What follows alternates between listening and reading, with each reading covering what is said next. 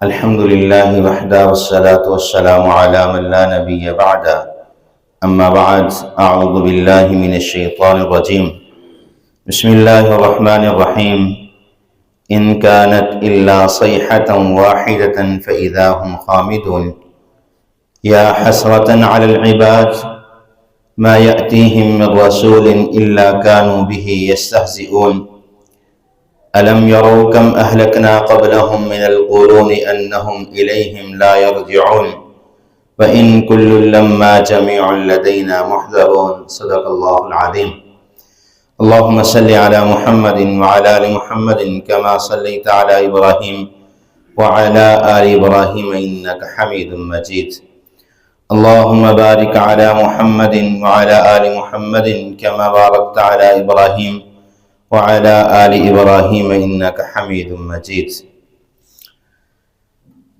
ہر قسم کی حمد و ثنا اللہ وحدہ لا شریک کی ذات کے لیے، کروڑ درود و سلام امام الانبیاء جناب محمد رسول اللہ صلی اللہ علیہ وآلہ وسلم کی ذات اقدس پر۔ مختصر حمد و ثنا کے بعد سورہ یاسین 29 نمبر آیت سے لے کر 32 نمبر آیت تک آپ کے سامنے تلاوت کی ہے۔ گزشتہ آیات میں ہم نے جب انہوں نے حبیب نجار کو قتل کر دیا تو اللہ رب العالمین نے فرمایا کہ اس قوم پر اس کے بعد کوئی بھی ہدایت والا گروہ نہیں بھیجا جائے گا، کوئی نبی نہیں بھیجا جائے گا، ان کی مہلت کو ختم کر دیا گیا ہے۔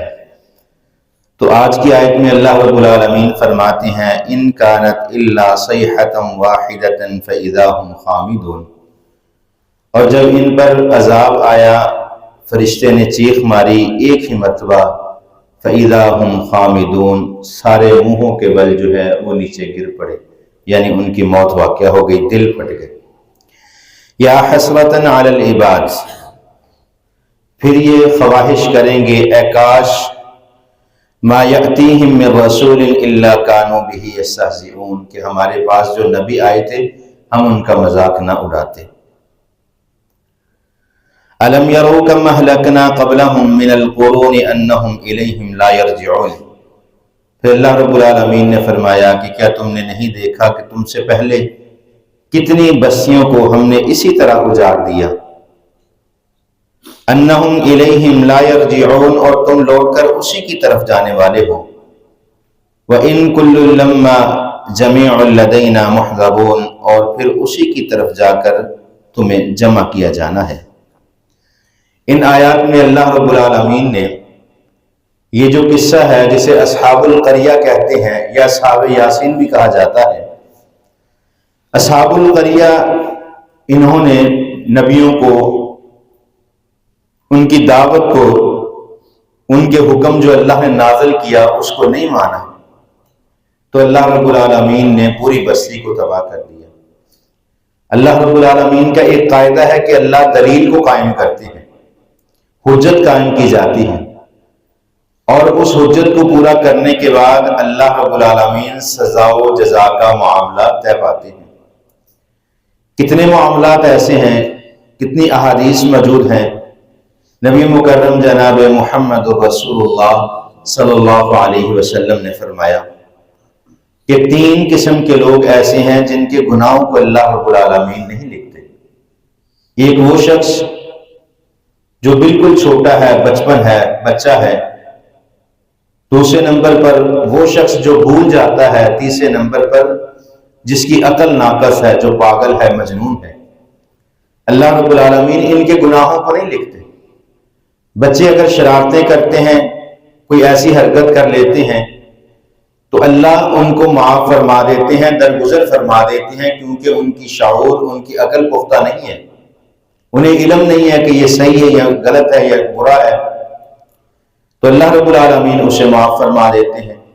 اور امت پر سب سے بڑی جو اللہ کی رحمت ہے کہ جو انسان بھول جائے اللہ اسے معاف فرما دیتے ہیں۔ رمضان المبارک کا مہینہ ہے، روزے رکھ رہے ہیں، اگر کوئی چیز ہم بھول کر کھا پی لیتے ہیں تو اللہ نے ہمیں معاف فرما دیا ہے، ہمارا روزہ باطل نہیں ہوتا، مکمل کر سکتے ہیں۔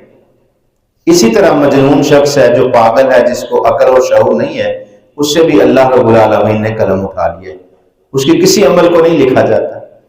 اللہ دلیل یہ قائم کرتے ہیں کہ صاحب شعور ہو، علم اس تک پہنچا ہو، پھر اس پر عمل نہ کرے تو پھر حد قائم کی جاتی ہے، دلیل کو قائم کیا جاتا ہے، پھر سزا و جزا کا معاملہ شروع ہوتا ہے۔ اور سزا و جزا کا معاملہ اتنا سخت ہے، اکثر یہ بات پہلے بھی عرض کرتا ہوں کہ پہلی قوموں کو ایک گناہ کی وجہ سے اللہ تباہ کر دیتے تھے، ایک غلطی کی وجہ سے اللہ تباہ کر دیتے تھے۔ رات حضرت شعیب علیہ السلام کا قصہ ذکر کیا، اس میں صرف کم تولنے کی وجہ سے اللہ نے پوری جو قوم تھی، مدین بستی جو تھی، اللہ نے زلزلے سے تباہ کر دی تھی۔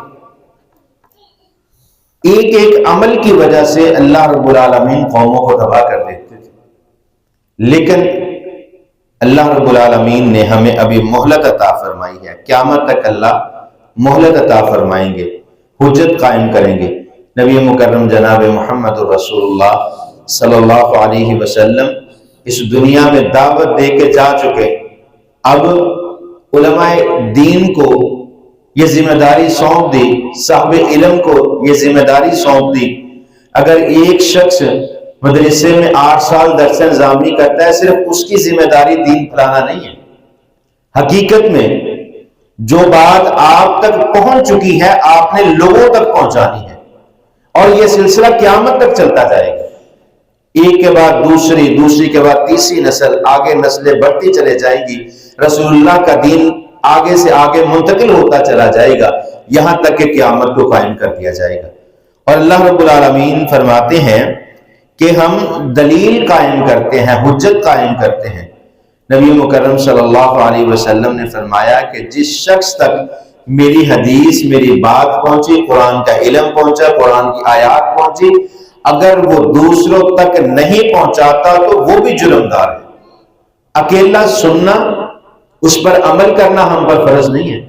بنی اسرائیل کو جب اللہ رب العالمین نے ہفتے والے دن مچھلی پکڑنے سے منع کیا تو 3 گروہ قرآن نے ذکر کیا کہ 3 گروہ بن گئے۔ پہلے نمبر پر ایک تو وہ جو سرے سے ہی انکاری تھا، وہ اللہ کے حکم کا انکار کرنے والا تھا، اس پر تو جو ہے وہ جہنم واجب ہو چکی تھی۔ دوسرے 2 گروہ کون تھے؟ ایک ان میں سے وہ گروہ تھا جو مچھلی نہیں تھا پکڑتا اور نہ ہی کسی کو اس بات سے روکتا تھا، وہ کہتے تھے ہم اپنا عمل کرتے ہیں اور ٹھیک ہے، ہم اپنا وقت گزار رہے ہیں، ان کو بھی اللہ نے تباہ کر دیا۔ تیسرا گروہ وہ تھا جو خود بھی مچھلی نہیں پکڑتا لیکن دوسرے لوگوں کو مچھلی پکڑنے سے روکتا تھا، تو ان کو اللہ نے معاف فرما دیا۔ یہی عمل ہماری امت کے لیے ہے، جو عمل ہم تک پہنچتا ہے، جو قرآن کی آیت ہم تک پہنچتی ہے، آگے پہنچانا ہمارا فرض ہے، اگر ہم نہیں پہنچاتے تو ہم جرمدار ہیں۔ اور اللہ رب العالمین فرماتے ہیں کہ وَإِن كُلٌّ لَمَّا جَمِيعٌ لَدَيْنَا مُحْضَرُونَ، اللہ رب العالمین نے جو ہے وہ ہمیں جمع کرنا ہے، اللہ نے ہم سے پوچھنا ہے۔ اس دن سزا و جزا کا جو معاملہ ہے وہ بڑا ہی سخت ہوگا، کیونکہ اللہ رب العالمین فرماتے ہیں فَمَن يَعْمَلْ مِثْقَالَ ذَرَّةٍ خَيْرًا يَرَهُ وَمَن يَعْمَلْ مِثْقَالَ ذَرَّةٍ شَرًّا يَرَهُ۔ ایک ذرہ برابر نیکی لے کر آئے ہو تو اللہ اس کا اجر عطا فرمائیں گے، ایک ذرہ برابر گناہ کیا ہے تو اس کی سزا آپ کو مل کے رہنی ہے۔ نبی مکرم صلی اللہ علیہ وسلم نے فرمایا کہ انسان اپنے گناہوں کو بھگتنے کے بعد جو ہے وہ جنت میں جائے گا۔ ایک تو پہلی بات ہے اللہ نے وہ 70,000 بغیر حساب کے اللہ نے جنت میں داخل فرمانے۔ اللہ سے دعا کیا کریں اللہ ہم انہیں 70,000 میں بغیر حساب کے جنت میں جو ہے وہ داخل فرما دے۔ پھر نبی مکرم جناب محمد رسول اللہ صلی اللہ علیہ وسلم کی سفارش ہے، رسول اللہ کی سفارش سے جو ہے وہ لوگ جنت میں جائیں گے۔ پھر وفاظ کی سفارش ہے، پھر جسے اللہ حکم دیں گے وہ شخص سفارش کرے گا اور لوگ جنت میں جائیں گے۔ اگر ہم اپنے اعمال کی طرف دیکھیں تو یقیناً مشکل ہے جنت میں جانا۔